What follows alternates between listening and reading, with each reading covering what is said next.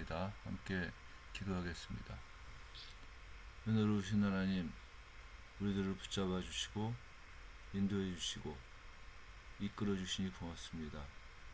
우리들을 하나님 아버지의 뜻 가운데로 인도해 주시고 우리가 오직 하나님으로 말미암는 기쁨을 우리의 삶 가운데 누릴 수 있도록 도와주시옵소서. 모든 말씀을 예수님의 이름으로 기도합니다. 아멘. 어제 우리는 씨 뿌리는 자의 비유를 묵상했습니다. 예수님께서는 비유로 말씀하시면서 그 비유로 말씀하시는 이유를 그들로 보아도 보지 못하고 들어도 깨닫지 못하게 하려 합니다. 이렇게 말씀을 하십니다. 예수님께서 비유로 하나님 나라의 비밀을 이야기하시므로 제자들은 하나님 나라의 비밀에 대한 이야기를 듣고 이해하는 기회를 얻을 뿐만 아니라 하나님의 백성이 아닌 자들에게는 비밀이 되었다고 하는 겁니다. 그래서 이 비유로 말씀하시면서 예수님께서는 제자들과 무리들을 구분을 하시는 겁니다. 제자들은 예수님의 말씀을 듣는 귀를 갖고 있는 사람들이고 듣는다고 하는 말은 예수님의 비유를 이해하는 데 굉장히 중요한 통로가 된다고 얘기를 했습니다. 예수님의 말씀을 듣고 있는 많은 사람들 가운데에는 예수님의 말씀을 대적하는 사람들도 있고 또한 예수님을 부정하는 사람도 있고 또한 예수님을 거부하는 사람들도 있을 겁니다. 그런 사람들을 향해서 예수님께서는 길가다 이렇게 얘기를 합니다. 하나님의 말씀이 그들의 마음 가운데 떨어지지만은 마치 길에 떨어져서 새들이 쪼아 먹는 것 같이 그들의 마음에 말씀이 떨어졌을 때 사탄이 와서 그 씨앗을 먹어버리는 것 같은 그런 사람들이라고 예수님께서는 말씀을 하신 겁니다. 비유를 말씀하시고 난 후에 예수님께서는 귀 있는 자는 들으라 이렇게 말씀을 하신 겁니다. 듣기 위해서는 귀를 기울일 수밖에 없는데 듣는 것은 보는 것과는 다른 이해의 원리입니다. 보는 것은 분석적인 이해를 의미하는데 잘 보기 위해서 필요한 것은 뭐냐? 분석하는 겁니다. 분석은 한자에서 얘기를 하는 것 같이 가르는 겁니다. 나누고 가르고 하는 것이 분석이에요. 잘 보기 위해서는 대상을 쪼개고 갈라야지만 되는 겁니다. 근데 듣는 것은 뭐냐? 가르고 자르는 것이 아니라 말하는 자와의 인격적인 교감을 가능하게 하는 겁니다. 우리들이 커뮤니케이션 이론을 배울 때 말하는 자의 말이 한 40~50% 정도만 듣는 사람의 마음에 와서 닿으면은 그건 대단한 거라고 얘기를 할 때가 많았어요. 왜냐하면 대부분 사람들은 자기가 듣기 위한 것만 듣지 듣기가 불편하거나 아니면은 안 듣고 싶은 얘기들은 사실은 안 듣습니다. 혹은 수용 거부라고 해가지고 이렇게 마치 저금통 속에다가 이렇게 저금하듯이 이 사람 말 가운데 이런 말은 참 괜찮은데 하면서 이렇게 저금을 해놔요. 그러다가 어떤 관계가 만들어졌을 때 그때 그 말이 맞았구나 뭐 이렇게 끄집어내 갖고 교감을 할 수 있다고 얘기를 하는 겁니다. 그래서 잘 듣기 위해서는 말하는 자와의 관계가 굉장히 중요한 겁니다.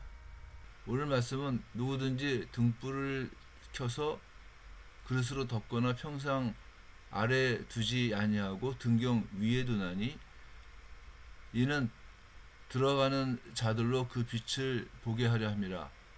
숨은 것이 장차 드러나지 아니할 것이었고 감추인 것이 장차 알려지고 나타나지 않을 것이 없느니라. 이렇게 말씀을 합니다.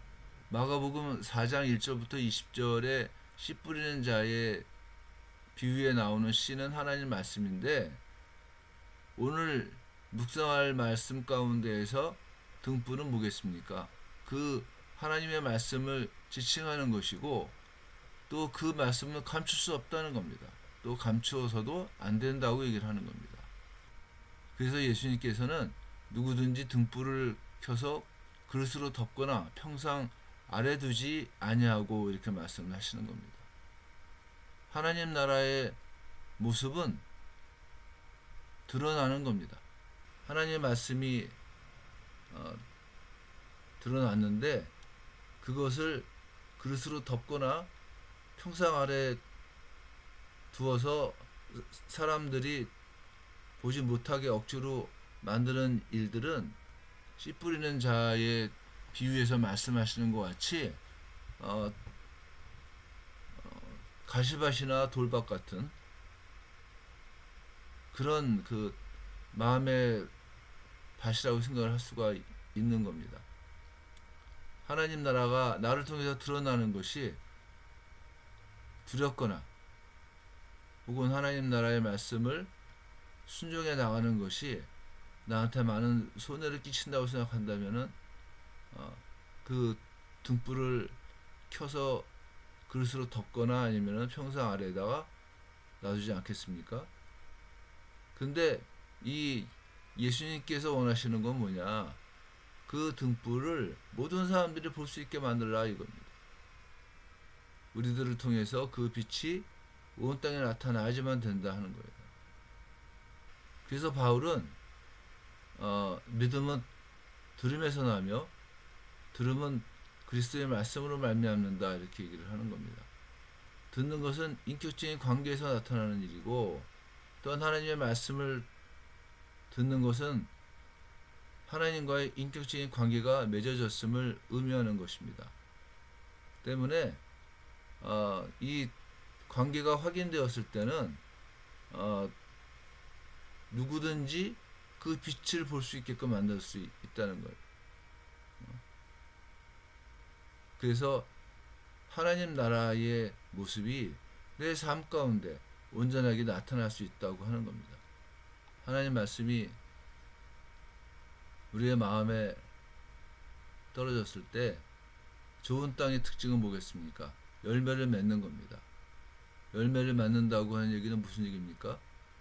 그 말씀으로 나를 드러내고 표현할 수 있다고 하는 거예요.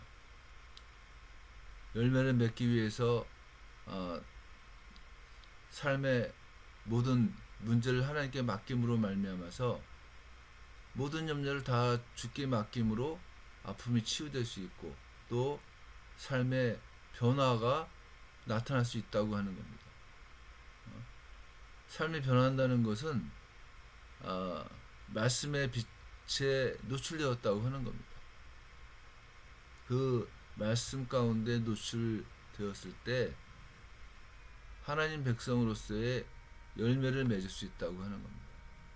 그래서 씨 뿌리는 자의 비유를 말씀하시면서 예수님께서는 이 비유를 알지 못하면 다음에 나오는 비유를 어떻게 알 수 있겠느냐 하면서 씨 뿌리는 자의 비유가 모든 비유들을 풀어나갈 수 있는 중요한 키라고 하는 것을 암시를 해주신 겁니다.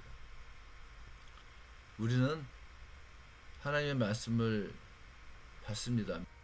문제는 그 말씀이 우리들의 마음밭에 떨어졌을 때 그 말씀을 억누를 수 있는 돌밭이라든가 아니면은 가시밭 위에 떨어졌을 때 우리가 어떻게 그 말씀을 보존시킬 수 있겠느냐 하는 겁니다. 어제도 얘기했습니다마는 팔레스타인 땅의 농부들은 씨앗을 뿌리고 난 다음에 밭을 갑니다. 바꿔 말하면은 농부가 얼마나 열심히 씨앗이 뿌려져 있는 그곳들을 찾아내서 갈 수 있느냐가 열매의 풍성함이 있느냐 없느냐를 결정한다고 하는 겁니다. 우리도 매일매일의 삶 가운데에서 말씀을 받고 우리의 마음을 일구어서 정말 하나님께서 원하시는 삶의 열매가 우리들의 삶 가운데 100배, 60배, 30배의 결실을 맺는 축복이 있기를 간절히 원합니다. 기도하겠습니다. 하나님 아버지, 우리가 마음 가운데 말씀을 받고 그 말씀을 우리들이 삶 가운데에서 나타내며 또한 하나님 좋은 열매를 맺는 축복이 있기를 원합니다. 모든 말씀 예수님의 이름으로 기도했습니다. 아멘.